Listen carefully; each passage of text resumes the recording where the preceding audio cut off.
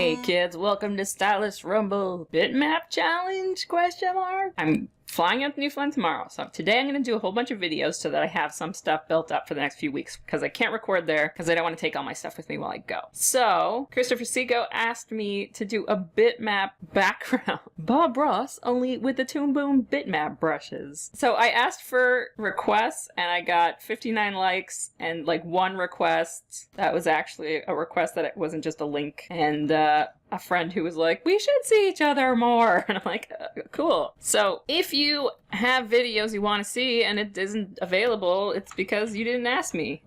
So please ask me if you want something made. It'll be next month though, when I get back from Newfoundland. So let's just talk a little bit about how to do bitmap. My usual answer to how do you do a bitmap painting in toonboom would be to use Photoshop because the tools are just a lot broader, and I've been painting in Photoshop for 18 years now? Wow, so long. But any layer in toonboom, any drawing layer, can be turned to bitmap just by going to your drawing tab within the option box here. So open up your option box, go to your drawing. They're always set to vector until you tell them to be bitmap.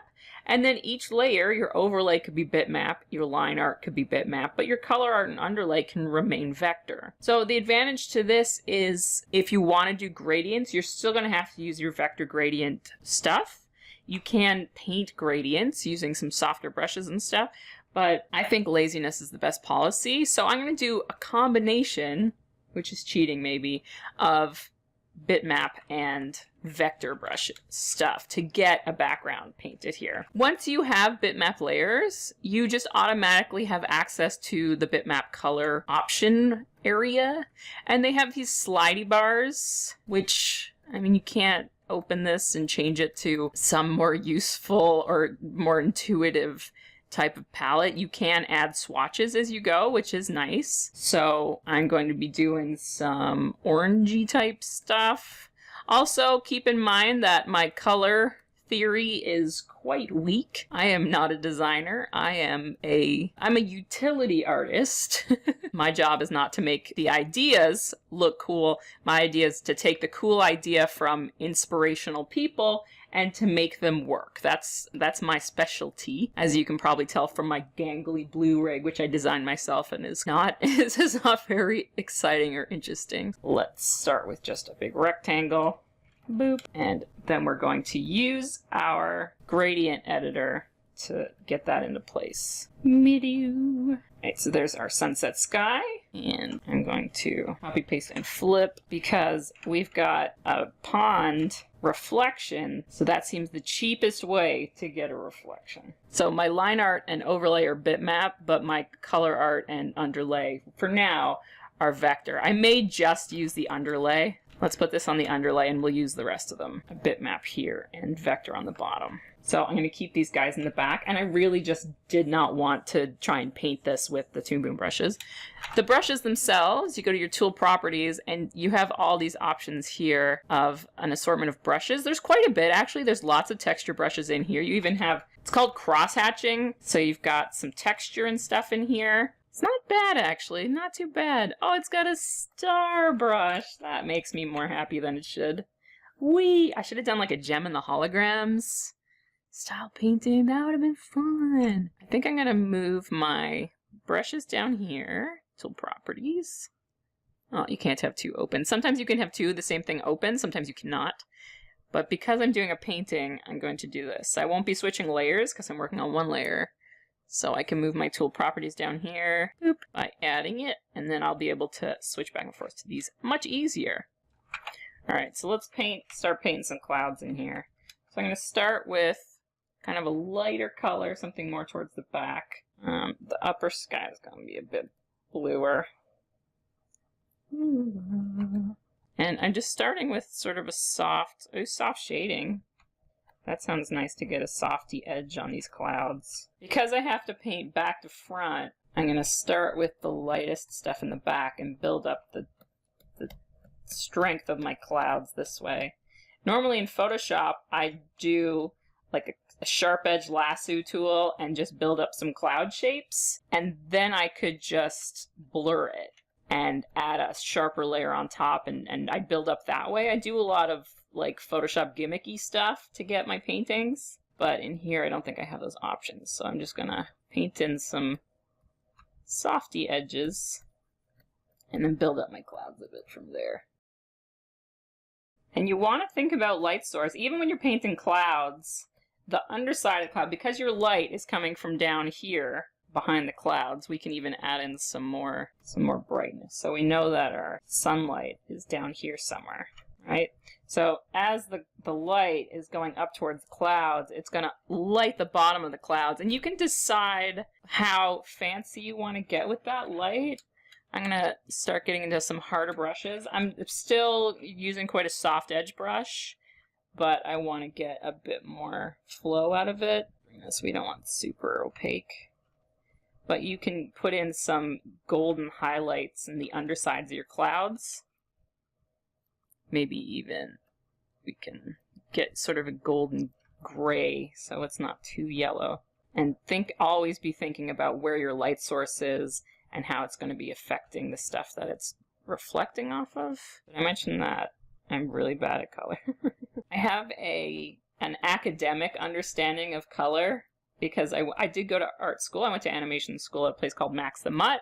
Wonderful school that I really enjoyed. I have no natural instincts for color palettes or anything like that. I know some people who, right from the get-go, the teacher was just like, whoa, these are some wonderful color choices you put together, and then they'd see mine and they're like, I bet, well, it's surely unique. It's definitely got its own sort of thing going on. And I'm like, oh no. Clouds. What's next? What am I doing here? All right, I'm gonna go up to the next layer. I love Photoshop layers, okay? Let's try the lasso tool. Let's see if this happens. Can I do that? Nope. I cannot use the lasso tool in the bitmaps thing. I can't isolate a thing. So let's see. Hard shading. That looks a bit soft. Ink brush. I'm looking for something a bit hard-edged. Oh, that's not hard-edged. Marker 1. Nope. Ink brush. This sounds... Okay, here we go. It's sort of hard-edged. It's still, let's be honest, it's got a bit of blur. I'm not sure what the resolution... I guess it's just like a regular high-definition resolution on this painting. Now, I don't think it'd be that saturated. It's sort of an ugly green. And I'm going to paint some foreground in there. A little bit of a less clean edge here. Can I drop her out of here? I can. That's nice. Alright. We don't want this to get too bright because it's being backlit. And then let's put in our background here. And we will... Can I do... Nope. I cannot, shift and pull it across, which is another thing that I love in Photoshop. I'll just hold shift and get, a nice straight line. So that's also not an option here. That's okay. This doesn't need to be super straight. I am going to go more towards a hard edge, though. I'm going to paint in our flat. This is the type of thing that I would do in Photoshop for sure. And I want to see if I can just paint selected or paint...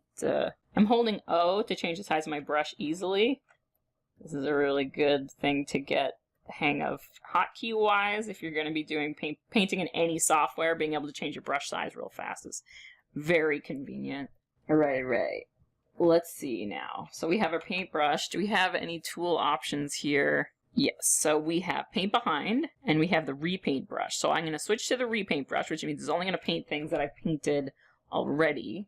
And then I'm going to bring some grays in here. See, so I can paint outside, and it's just going to stay in. So I'm going to be able to get some shading and stuff in here easily. Newfoundland has a lot of green, evergreen trees and rocks. So in the fall here, I live in Ontario now, which is more central Canada, for those of you who are not familiar with your Canadian geography. And it's much, much warmer here, longer. They have longer summers. And there's a lot of just green foliage and leaves and different kinds of plants and animals. In Newfoundland, it's more of a northern climate, so your colors are going to be real darker yellow or greens because it's all evergreen trees. In the fall, you don't get a lot of the color variation like you would here. There are places that have really good green foliage, especially on the eastern side of Newfoundland, but it's certainly not going to be that storybook fall that you see in cartoons. I mean, to be true to form, there should probably be raining here. It's a very rainy place. So then, looking at the way that our reflections are happening, let's paint in some of those. I want to turn off my repaint brush. Thank you, repaint brush. You've done your due diligence. Stick with a texture brush, but something a little bit less obvious. Because the water would have a little bit of texture, because it's wavy. It's got waves in there. Grab some of this a little bit grayer. I also have the brightness turned down on this monitor because my eyes have been bothering me lately. So this could be really bad. I'm not actually sure how well this is going. We'll see. I'll have to put it on my other monitor. I have two monitors. This one's my Cintiq, which I have the brightness and contrast turned way down on, just to help my eyes out a little bit this week. And the other one I have at full strength, so if I need to check something, I can move it over to my other monitor. But because I'm not a painter, I don't have anything calibrated or anything. If you do a lot of painting, if you decide you want to be an illustrator, it's a very good idea to make sure that you get a monitor that has good colors and to have it calibrated so that you know that you're seeing what you're supposed to be seeing. Never be shy about turning your paper and or canvas when you're painting. Like, it's stupid to work against the natural grain of your arm movement. People wonder how you get straight lines, like drawing straight lines. It's by moving your paper so that you can draw a straight line. You can't draw a straight line in every direction the same quality. Don't be afraid to work within your body's natural movements. Alright. Shift X, back. Alright. This is looking okay. I'm going to get some of these golds and bring them into my water a little bit. Get some little wavies. So let me know if you guys are into speed paints or whatever this is. I love Photoshop painting. I love doing portraits. And I do like doing landscapes a little bit. It's something that I've got into as an older artist. I grew up drawing a lot of faces and stuff. But I really enjoy drawing backgrounds and stuff as well. So if you guys like speed paintings, let me know. I would like to do a little bit more painting, I think, over Christmas. I don't know what I want to do over the next little while for videos and stuff. Yeah, I keep using the Photoshop hotkeys just because I don't paint in Toon Boom. I think this is actually working really well, though. I'm surprised. I kind of have to, I was a little bit hard on Toon Boom. I was like, oh, I'm gonna do a painting, but I mean, this is not bad at all. Painting in this program. It's not lagging, which I don't know why I was just assuming it was going to be really laggy for some reason. Oh, my Toon Boom crashed! Oh, 27 minutes in. I don't want to do it again. No, and I didn't save. What did you learn? You should save, Tracy. I'm so bitter now. I was doing so good. I was starting to feel like this is not too bad. I'm okay with this. This is a nice little thing. And then it went and crashed. Alright. So I've gotten back to the water part. I really didn't want to do it again, but I couldn't just not do it again, you know? Said I was going to do a painting, so I'm going to do a painting. I think this one actually went a little bit faster the second time around because I had an idea of what I was going to do. And I was able to block in the big shapes before adding the texture of the mountains in the foreground. I've also figured out that when you're eyedropping, it's not taking the other layers into account. So if I'm taking something from this area, it's only on this layer, and you can see I'm getting an opacity. So I had some struggle there getting these clouds back in, and I need some cloud practice, I learned. But I was getting a lot of like low opacity numbers, and I wasn't getting any paint. So if you eyedrop it from here, you're only getting 31% opacity, and it's not going to work out. Also, the opacity here, these numbers all go from 0 to 100, as opposed to these guys here, the numbers go up to 255. So here I have an alpha of 255, and in the bitmap, I have an opacity of 100%. So that's just a Toon Boom sort of thing, where they use two different scales for something that should be identical. I don't know why they do that. I think it's just to keep you on your toes. What scale are we going to use today, guys? We're going to use 255? We're going to use 0 to 100? Who knows? So let's paint in our water again. Texture brush. So As I started saying right before I crashed the program and cried a little bit into some peanut butter toast, it actually paints really smooth. There's no lag at all, which I was surprised about. I'm gonna be honest. I was sure if I started slapping down a ton of paint in here, I was gonna get a laggy scene, but it paints super duper smooth. Absolutely no problems there. They've got a good assortment of brushes. I do, like when I'm painting in Photoshop, I love using the filters. I like to blur my clouds and stuff like that. I like to use the lasso tool a lot, things like that, but I'm not missing them too much. I'm feeling okay about painting in here. If I needed to do it, I would. There's no technical advantage to doing this. See, what I'm getting is, well, you do get layers, which you can do in Photoshop. But each layer is treated kind of as a texture painting. So if you were to import your Photoshop, so you're importing your images, if you import it as a vector drawing, but you use your color as a texture, that's going to give you a similar type of file as this if you're importing images from another program. So I don't think technically there's an advantage, but of course if you don't want to have like 15 different programs on your computer, then knowing that you can do everything in one file is pretty good, or in one program. I got my very first copy of Photoshop from, definitely didn't pirate it, cough cough, when I was 15 years old. I saved up all my summer job money and I got myself my very own computer, and I got myself a copy of Photoshop, and I used to paint on this old 4x6 tablet. It was super duper small. It was like slightly larger than a postage stamp, and that's where I got my start in digital art. So I've been doing this for quite some time. My speed painting has now taken me 50 minutes to do 1.5 times 2 times, and I'm gonna save. Oh dear, please save your files. La, la, la. Alright, good enough is good enough. That's got some stuff, so let's use our overlay layer. Save again. Oh, I'm such a loser. Don't forget to save, kids. This is a good tree color. And again, I'm going to use a hard edge. Is that maybe a little too brown? I think it's backlit. We don't want it to be too saturated. I love drawing organic shapes because they're very forgiving. Especially, I mean, if you have a backlit tree, you can go pretty crazy with these branches. It's not gonna be mean to you. It's gonna say, yeah, okay, trees can bend and twist in all these different directions. Just make sure that your branches go from big to small. You don't want let me get hard-edged eraser to just thin out these trees a bit.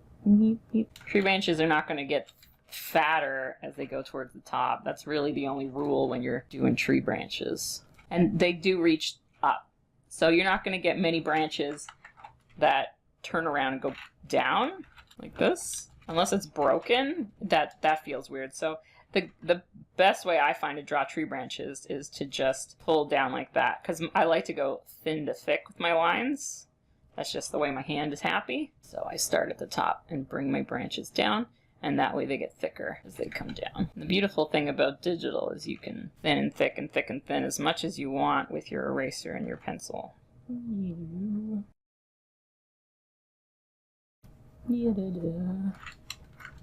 let's get a green shadow in there. And I'm gonna bring some of those greens into the tree. Hopefully this is, like, the contrast and stuff isn't too bad, because I didn't want to turn the brightness up my monitor too much. Take good care of your eyes, kids. I've been doing a lot of long nights because I got some really cool effects that I need to get done, and they're really big.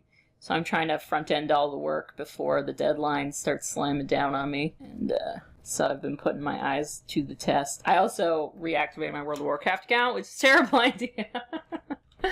Oh, that game is the best / worst. I'm a resto shaman, but I've been leveling elemental. And now, put in these leaves. So, pretty dark, but they want to be really orange. Don't like this slidery thing. I find it difficult to use. Like I said, I'm not a natural color person, so I do like the vector options for colors in toonboom because you can see your color wheel and kind of like shimmy things about. Let me just add I really like this. It just makes a lot more sense to me than these other slidey bars. But I guess, you know, you can only do what you can do when you're building stuff. So I want it to be darker towards the top, and then the leaves are lighter towards the bottom. There's no... Let me just go with something a little bit textury. Well, that's not too bad.